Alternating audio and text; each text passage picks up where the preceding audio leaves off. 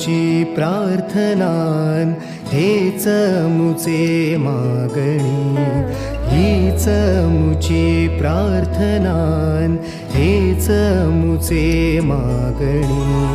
माणसाने माणसाशी माणसासम वागणे,